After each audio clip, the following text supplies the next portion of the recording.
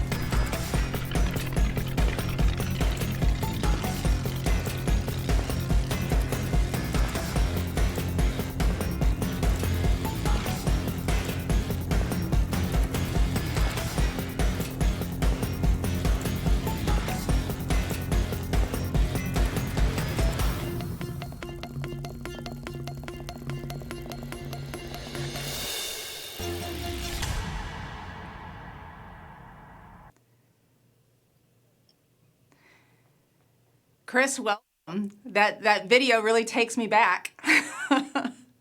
Welcome to the show. Yeah, thank you. Thank you. What a nice lead-in.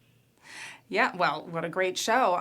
So I wanted to welcome you on to the show today and introduce you to our viewers because I, for one, would like to kind of raise awareness regarding what the entertainment and events industry is going through currently and what we've been going through for the last 10 months or so now. And I also want to provide some maybe information or ideas for some of those entertainers that are obviously still struggling, but if we can bond together and share some information, I think that you may have a lot to share today. So, Chris, can you tell the audience what it is that you normally do? Explain your role in what they just saw.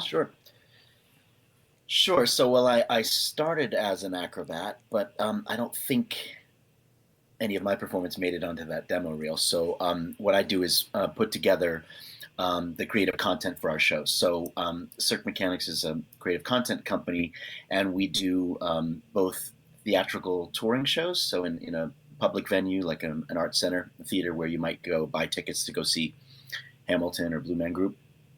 So we create content for those and we tour those shows. And then we also do about half of what we do is also event work. So we'll take some of that content from the theatrical shows and some that's original content, and we use that work in the events and entertainment world.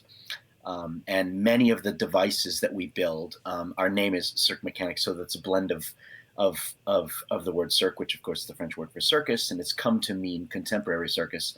So it's a blend of contemporary circus, and we bring in what makes it different is that we bring in original mechanical apparatus and mesh the kind of storyline with the circus, with the acrobatics in a theatrical context in the theater shows, and then in the event world that manifests itself in that we designed and build apparatus that support the needs of whatever the event world is calling for. We have hospitality devices that move through the space to deliver food and performers, and I think in a lot of ways those devices being mobile are going to be really important and useful as we move forward in the new event world, kind of post-COVID world, in helping to kind of fill up these larger event spaces as we spread people further out. Sure. And you're very gracious, and I know that you have a great team that you collaborate with, but I do want to point out to everyone that you are the creator and founder of this company. So we're lucky to have you here. Yeah, I mean, well, thank you. Yeah, no, I started as an artist and an acrobat, and then I started building these apparatus. And while the impetus in most of the time, the seed for the actual theatrical show or the devices usually comes from me or my design partner. I have a really great design and collaborative partner, Sean Riley, who is a rigging designer and a scenic designer. And then the team we put the team together, and we've had the same kind of creative team now for the past 15 years. Same choreographer and co-director, writer and dramaturge, scenic designer, lighting designer, and composer. So there's a great synergy that we have, and a great shorthand. And while we don't use all of those team members for event work, if I need anything, if there's a lighting question about something somebody wants to do, or a solution that someone has or is proposing, I can check in with my guys and make sure that that we feel comfortable moving forward. So we have a great kind of support team, and we get to do kind of fun work, and letting everybody, including the artists, have a voice in the process, I think is one of the things that sets us apart and helps to kind of generate better content. Well, I think that's very much in the spirit of entertainment, and I think especially circus. There's a certain kind of camaraderie and family Yeah. feeling in circus entertainment performances.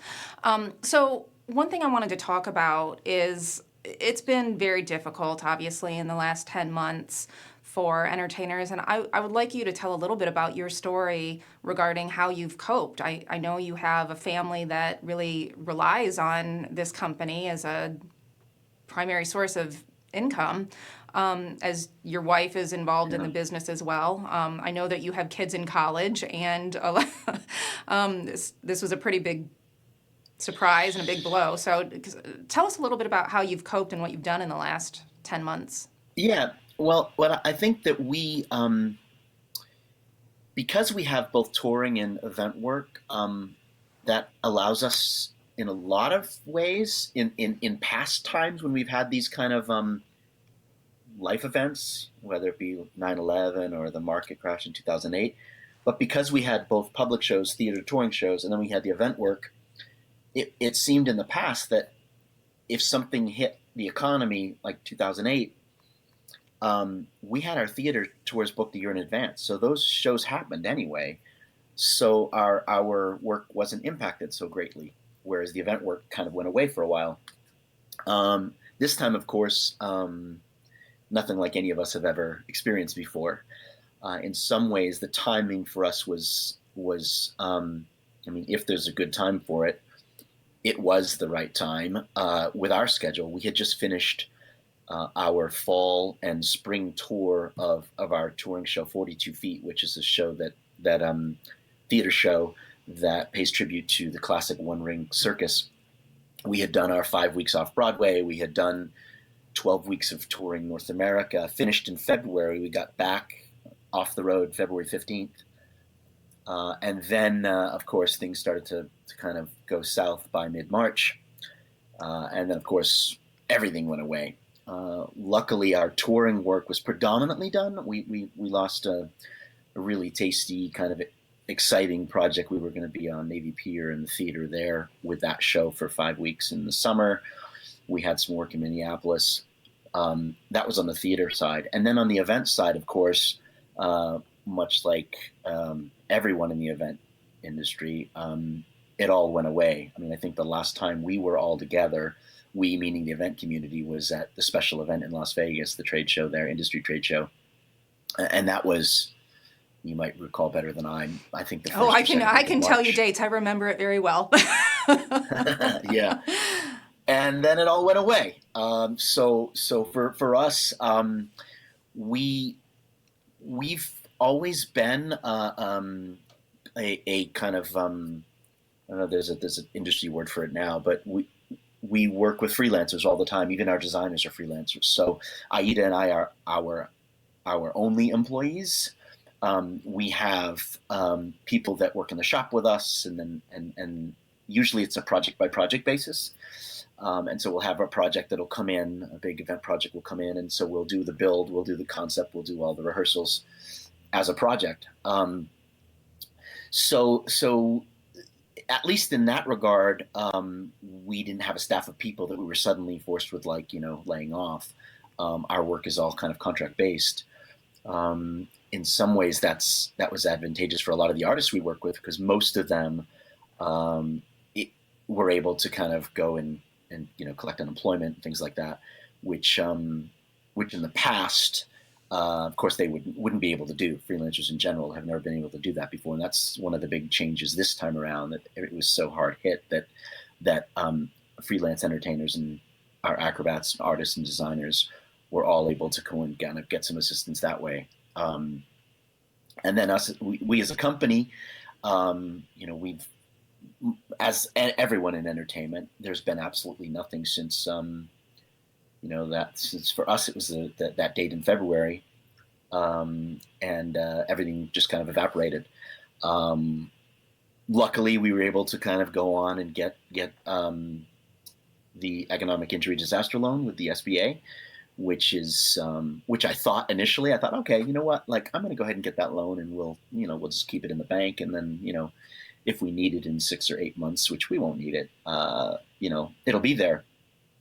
And it's a good thing we have it, because it's carrying us over, and and that'll carry us through probably, well, hopefully the mid fall, if there was no work. But we are starting to see, and there are some projects that are starting to come to life. Most of them have to do with outdoors, so we had to shift I had to shift my mentality, and much like most of us in the beginning, there was this whole period of like denial that this was going to last. That Right. we've never done anything like this before. This isn't going to continue. So Yeah. there was a period of okay, now what? I shifted pretty quickly to okay, let's see what we can do to be ready in a couple of months when things are better.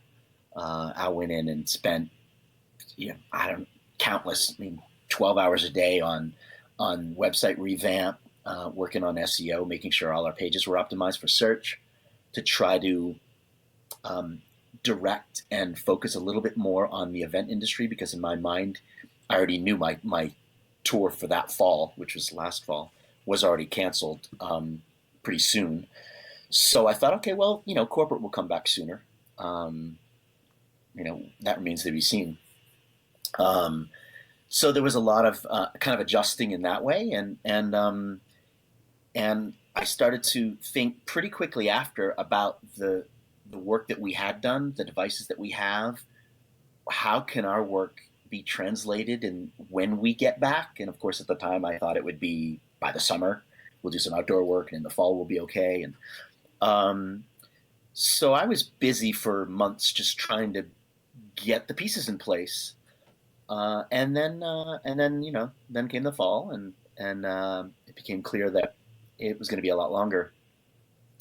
And I generally have a lot of kind of gas in my tank, a lot of energy reserve, and I was able to kind of keep trying to think about projects we could do, so when the time came, we'd be ready. And I would say it really didn't, other than the obvious struggles that we all had with, which was like, wow, we go to no income, we go to no work, we go to nothing to kind of feed the brain creatively or otherwise. Um, but I would say it only really got more difficult for me in the past couple of months. And I think that was just because of the duration. We're a year into this thing, and some of the information coming down the pike even now is a little bit challenging. We, like I said, that there's a bit of light at the end of the tunnel.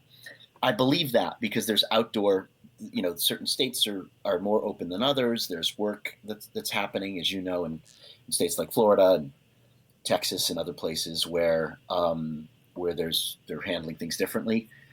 In Las Vegas and Nevada, we're still really kind of closed up. But there are a handful of projects that we've kind of been working on and collaborating on, and they have to do with outdoor work, Yeah. and those are looking promising for the late spring. Well, So I that's actually want to something to kind jump of into that a focus on. little because I know that it's been emotionally taxing for a lot of people because I think everyone really thought that we would see the end of that at the end of 2020. We're in a new year Hmm. now. Let's get back to normal. And it's a little discouraging, obviously, that hasn't happened. We're into month 2 of 2021, and we're still faced with many of the same challenges, but I think you, in my opinion, very much did the right thing when you got the loan. You kind of you put your thinking cap on and you started to think about the next thing and how can you create something that is a response to the current situation. And I want to talk about like what did you create to respond in your professional world, and I want to showcase some of that stuff.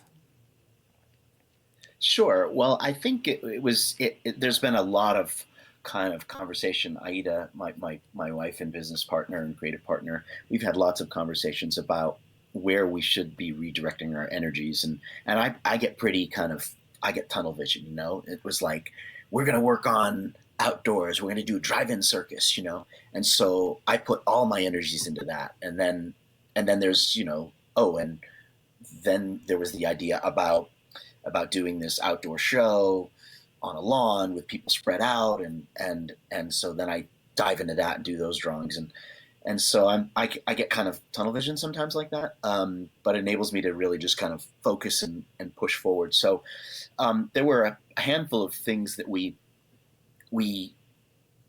have kind of come up with, and with the community. During this time, there was something funny that happened in the circus community. There's a group that kind of formed, and it was really as a response to COVID. It was like, hey, how are we gonna?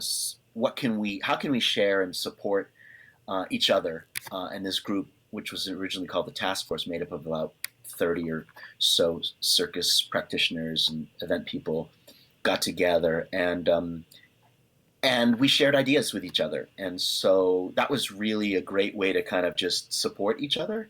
And even though we know we're all going through this together, it's really, really helpful, I think, to hear how somebody that does the kind of work that I do that's based in Vermont, what are they doing? And how are they able to kind of move forward, and what restrictions do they have, and are they able to do work inside or outside, and if they are, how are they doing it? And so we as a community have been helping each other, and there's been some ideas shared. There was a circus that was doing an outdoor drive-in circus show, and they were in California, in Ventura, and and which is kind of strange because California, as we know, was much more kind of locked down sooner and more completely than a lot of states, and yet the drive-in thing, because it was, I think psychologically too, it's easier to sell that idea that you're in your own bubble, you're in your own box, it's Right. sealed,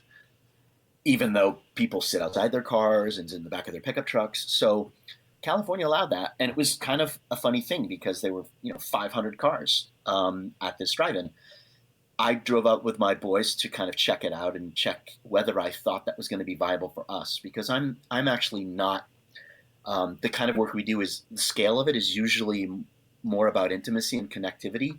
Even in our theater shows, the ideal theaters for us, I believe, are somewhere between 450, 750 seats, because we're closer, we get more intimate, and the performance is more kind of impactful. So I was a little bit dubious about this idea of like these big outdoor shows. How are we going to connect with audiences? And I went, and I was kind of encouraged. I had to rethink what we were going to do and how we might do it. But I was encouraged that even though I was sitting in the bed of the pickup truck looking at this stage, and it was way too far away and they had to use screens, um, but there was this really amazing kind of communal audience feeling. Even though I was 10 feet away from the pickup truck over there, we laughed together. People beeped their horns. We interacted with the show. But it did inform my thinking about, okay, if we're going to do this, how are we going to do this? So we shifted gears and we thought about the drive-in thing. And so we thought about how we might do it. And there was a promoter that had a possible event in Atlanta. And it was, as a result of the cancellation of everything and Cirque du Soleil's contracts, they were supposed to be in Atlanta for like 2 months. And so suddenly this big mall property had the space available and wanted to do something. And so this drive-in thing came up. So we went down the path of the drive-in thing, and we were getting ready to do it. and then Atlanta, and then this was in the fall, and then things shut down again. Um, Well, I think you so we've there kind of you did have a great yeah, idea did come out of that, and we have some renderings that I want to show, because I yeah, know that with those experiences and with your creativity, you've come up with some ideas that really solve the problem of getting back to work and give the public an opportunity to get out safely and enjoy something that you have to offer. So describe what we just saw. yeah. Sure. Well, I think the drive-in. So the drive-in thing, which is not, it's not unique to us. I mean, there's been drive-in concerts, there's drive-in shows. Um, but we went down the path of the drive-in, the auto drive-in, and it requires a really large space. I mean, and to make it work economically, as a production, as a producer, put my producer hat on. I need 200 cars in the space, and I need to be able to do 8 shows in a week to be able to pay the cast what they generally are, what we like to pay them, and to be able to support the production with video screens and staging. And it gets to be a bit expensive scale wise. And so we started to look at some other ideas. And a friend of mine had done some uh, drawings of a golf cart drive-in for an event in Palm Springs, and it didn't end up happening with their company. We talked about it a bit, and I thought, wow, what a cool idea that is. And and we, and initially I thought, wow, this is kind of going to be a good thing for our event people, for the destination management companies, because golf is obviously something that it's part of the destination kind of industry. If there's a large group that's going to uh, Palm Springs, they're going to have convention space, and they're going to have maybe an outing or a golf tournament or something like that. And so golf is a big part of uh, a lot of the kind of the event world. And so we thought, okay, well, that's kind of cool. But there's golf resorts in all these event destinations, and they're typically not used at night. So what if we could put on a show at night? And in my mind, I thought, well, like the event industry is going to be, all over this. And the meetings I've had, the response is really favorable. The challenge in the event world currently is that most of the event planners, most of the corporate clients, they don't have events of scale currently with the current calendar until the summer or the fall. Uh, but I wasn't patient enough to wait. I contacted my buddy Jimmy, who's the general manager at Bears Best here in Las Vegas. I said, hey, I have this project I want to talk to you about. So I went to see him, and he was like, let's do this now. Let's do this as, not now, like, That's this right. month, Why but why withhold it in the from the next, public? There's a lot of and, people that go and there's, golfing and would love to sit in a golf cart and watch a yeah, show. yeah. So we're limited. We're in Vegas. We're at 50-person capacity, but when that moves up to 250 again, which is the last time we had a tier or a limitation, it was gatherings of 250 persons. So we said, okay, like let's come up with a version of this that will support 250 people. So I did the drawings, some of which one that you showed, and him and his salesperson both loved the idea. And they said, let's try to do this as a public ticketed event when we can, and I have to, my work now, which kind of keeps me going. You spoke to this earlier about the anxiety and the, just the slog of day after day, a year out, of not being able to do the work that we all love to do. It's in some ways, you've probably covered this with other guests. It's in some ways our identity. My ability to create and solve problems and build things is wrapped up. It's so much of who I am and feel like I am as a person, and we don't get to do that. And so, in some ways, I'm pushing ahead, knowing that yeah, corporate might be a while, but sure, fine. Let's talk about a public ticketed thing. Um, we with that scale, with those numbers, we can do five shows over a weekend with 200 people coming in, and offer something at a really affordable ticket, probably in the $25 range, and we can pay our bills, and we can and the golf course is happy because they're going to have 1,000 people at the golf resort when nobody would be there otherwise, hours of the day when they're Right. not being used. So they would get food and beverage out of that.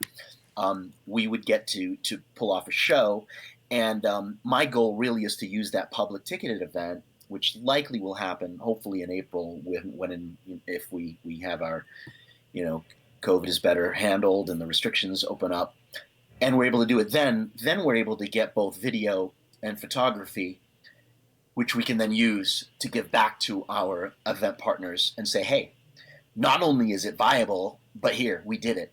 And we did it during COVID, and we know how to do it safely. It can be done. It was done. And here are the results. Yeah. And in some ways, as you know, as an event person yourself, you could visualize this stuff. You could look at the drawings and say, yeah, that, I believe in that. But getting a client to believe it is a lot easier when you can show them proof of concept and with real pictures and video. So for me, the idea of doing a public ticketed event, while it's exciting and it feeds my brain, it'll give our artists something to do for that period of time. We're going to be out there. It also feeds the down the road when Yeah. things start to come back. It also positions our company as people who can solve the problem of how do we manage smaller groups of people. What do we give them to do? Right now, if you have a group coming to Las Vegas and a corporate client wants to come in and they're meeting with the salespeople at the Wynn or any resort, that salesperson really doesn't have anything to offer that group things to do. They can't offer to buy them, the whole group of tickets to go see J-Lo, Right. or to see a magic show, or to see a Cirque show. So there's nothing for them to do. And Yeah. so as an event company, we're looking at ways to kind of say, hey, look, if the groups are coming, because they are coming, they will be coming, smaller groups initially and then larger groups, we want to be able to be there. And we think that this would be a great thing to kind of offer off property. They'll just bus them from the resort up to the golf course and we can give them something really kind of cool. So for me, that's kind of an example of how we're trying to kind of stay busy, Yeah. stay positive, feed the brain, feed the soul, and eventually put money back in the bank when we're able to do these for real. Well, I think it's a great idea. It's a great creation for you for business. It obviously, getting everyone back to work is very, very important. But the other thing that's also very important is providing things to the public that make them feel better. Entertainment is key in a person's life for their well-being, and that's why we welcome you and one of our other shows, Noteworthy. It's a very well-known fact that people need that in their lives to be happy and content and at peace and well. So I think it's great that you're doing it for your business, but I also think that it's great that you're doing it for the public. Now, I do want to address that, some of the best ideas and best inventions that have ever come in the world were a result of a crisis or even a pandemic. Do you think that what you're creating now, do you think it's changing the way you do business forever? Do you think this is going to stick around? Well, I think that there's definitely, there are people that are doing online shows. I think that there are ways to do that. And if you can, I've always been a big kind of proponent of live.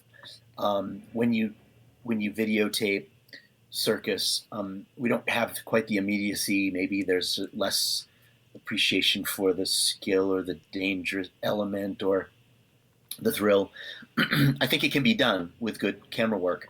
But I'm all about kind of live theater. So for me, I know that people will want that, but as you mentioned, there will be other people who have different levels of comfort, and with the success of the vaccine and herd immunity, and if we can get this thing under control, it's still going to be a while.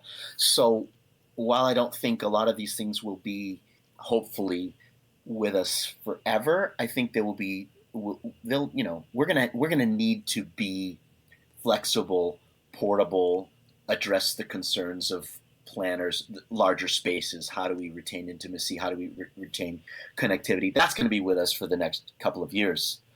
Um, and then some of these things will stick around. I mean, I think the notion, we do the drive-in thing and we're successful. Well, we can, maybe it doesn't happen in golf carts, and maybe we don't have to distance everybody so much, and maybe we can actually sell, you know, 800 seats for one show instead of 200. The economics are only better.